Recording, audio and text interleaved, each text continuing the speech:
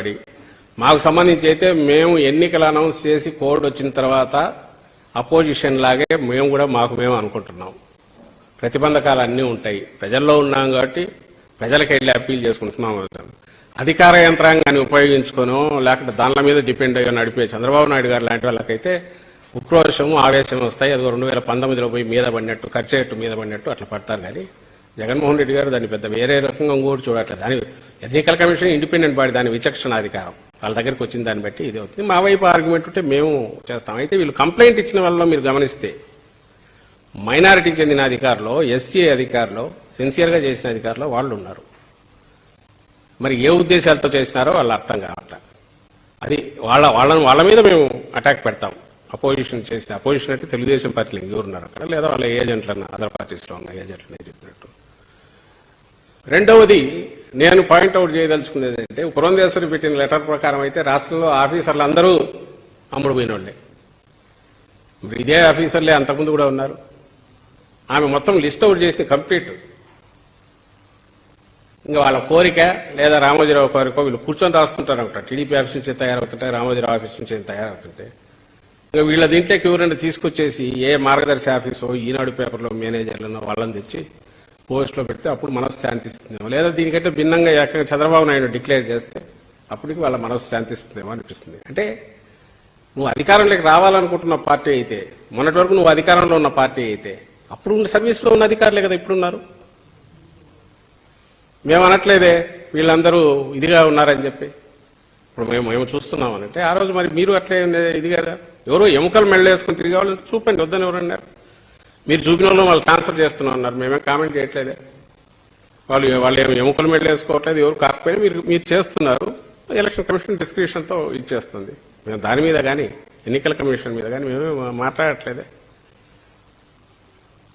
It's ఒక third party independent agency, constitutional body, దానికి respect ఇవ్వాలనే మినిమం ఇది మాకుంది, మీకు లేదు, తెలుగుదేశం పార్టీకి లేదు.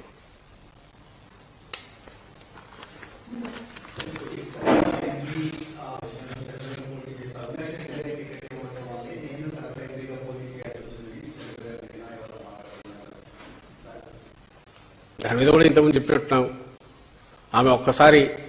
ఆమె సంజాయిషి ఇవ్వాల్సిన పాయింట్లు చాలా ఉన్నాయి. షర్మిల గారు తెలంగాణ నుంచి హఠాత్తుగా ఎందుకు మాయమయ్యారు, తెలంగాణకే జీవితం అంకితం వాళ్ళు ఎందుకు మాయమయ్యి అక్కడి నుంచి ఇక్కడ ప్రత్యక్షమయ్యారు, వచ్చి మళ్ళీ ఇక్కడ ఎత్తిపోయిన కాంగ్రెస్ పార్టీలో ఎవరు మీకు బాధ్యత అప్పచెప్పారు, అదే కాంగ్రెస్ ఈ విపరీతంగా ఏకిపారేసి ఆ రోజు తిట్టిన, ఈవెన్ తన పార్టీ పెట్టినా కూడా తెలంగాణలో జరిగింది. అలాగే తెలంగాణ ఇంట్రెస్ట్ నాకు ముఖ్యం, అవసరమైతే ఆంధ్రాతో కొట్లాడతానని కూడా అన్నారు. మరి అదంతా ఏమైంది? ఓ పెయిడ్ ఆర్టిస్ట్ లాగా ఎందుకు ఈరోజు మాట్లాడుతున్నారు?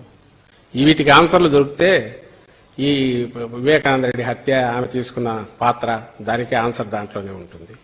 వివేకానంద రెడ్డి గారి హత్య గురించి 4 ఏళ్లుగా ఆమెకు పట్టంది, ఈ రోజు హఠాత్తుగా వచ్చింది. ఎందుకు వచ్చింది? పోనీ అదే ఎన్నికల అజెండా అనుకుంటే మరీ మంచిది, తెలుస్తుంది కదా. నెలన్నరలో ప్రజలు ఏమనుకుంటున్నారు, ప్రజా కోర్టులోనే తెలుసుకోవాలనుకుంటున్నామని అన్నట్టున్నారు. ఈరోజు ప్రజా కోర్టులో మరీ మంచిది. దాంతో అప్పటికన్నా నోళ్లు మూతలు పడాలి కదా. రేపు ఈ ఎన్నికల్లో తెలుస్తుందిగా. ఎన్నికలకున్న పవిత్రత కానీ, ఎన్నికలకు అజెండా ఏముండాలని కూడా ఇగ్నోర్ చేసి, వ్యక్తిగతంగా కూడా దానికి ఏమీ ఓ ప్రాతిపదిక లేకుండా అసంబద్ధమైనవి ఏదైతే ఆ ఆరోపణలకు రిప్లైలు ఇచ్చుకుంటూ పోతే అది ఎక్కడికి పోతుందో కూడా తెలియదు. అన్ఎండింగ్ ఇది ప్రాసెస్. కంక్లూజన్స్కి వచ్చి కోర్టు పరిధిలో ఉన్న అంశాల గురించి, సిబిఐ పరిధిలో ఉన్న అంశాల గురించి కంక్లూజన్స్కి వచ్చి, కాబట్టి దానికి అసలు ఏమీ లేకముందే అంతా కూడా ముద్ర వేసి, అది ఏ రకంగా ఎట్లా చూసినా అది దానికి నేను ఇంతకుముందు చంద్రబాబు నాయుడు గురించి అనిందే, జనం అంటే టేకెన్ ఫర్ గ్రాంటెడ్, ఒక అహంకారంతో కూడిన మాటలు తప్పవి. దాంట్లో ఎలాంటి సహేతుకత కానీ, లేదా ఇప్పుడు ఏ సందర్భం అయితే ఎన్నికలు ఉన్నాయో వాటికి తగిన రకమైన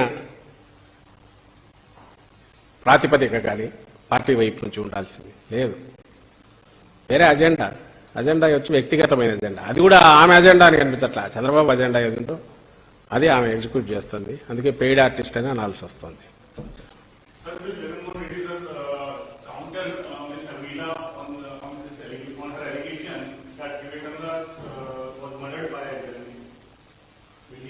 counter that allegation? That will be settled